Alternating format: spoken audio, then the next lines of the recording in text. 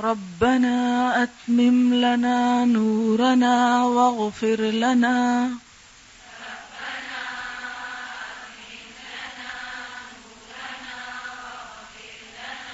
إنك على كل شيء قدير.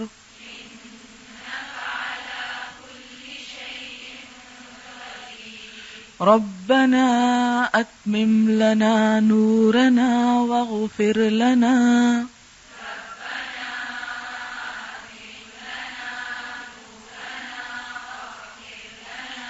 إنك على كل شيء قدير.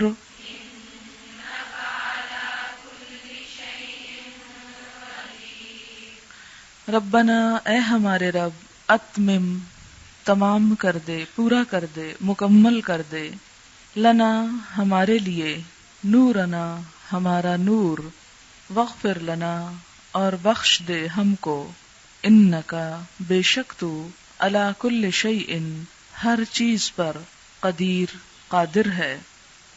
یہ دعا میدان حشر میں اہل ایمان مانگیں گے کہ ہمارا نور ہم پہ مکمل کر دے۔ جیسا کہ آپ جانتے کہ میدان حشر میں مکمل اندھیرا ہوگا، انسان کے لیے روشنی اس کے عمل کی ہوگی، تو اس روشنی کے ختم ہونے کا ڈر لگ جائے گا انسان کو۔ کیوں؟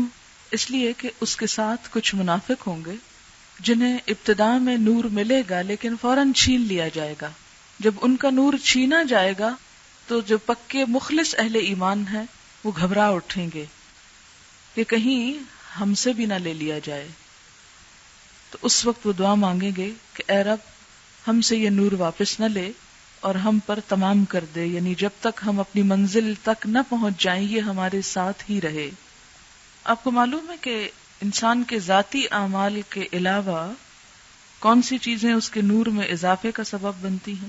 ایک تو نیکی کا اپنا نور ہوتا ہے، اور ایک وہ نیکی جو انسان صرف اپنی ذات تک محدود نہیں رکھتا بلکہ اسے دوسروں تک بھی پہنچاتا ہے۔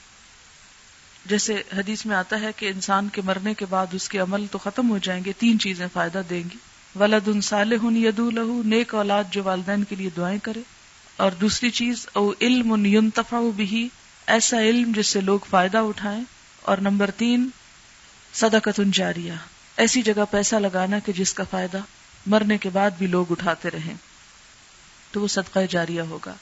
اور اس میں ایک خاص بات یہ ہے کہ ہر شخص کا نور، اس کی لینتھ مختلف ہوگی۔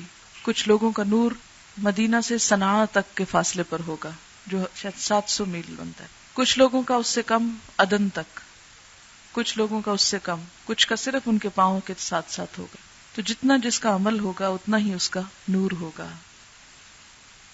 اب اس سوچ کے ساتھ یہ دعا پڑھیں جیسے وہاں پڑھ رہے ہیں، کیونکہ وہاں پڑھیں گے اہل ایمان۔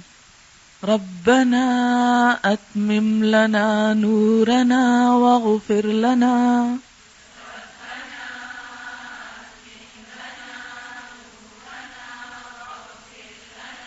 انك على كل شيء قدير۔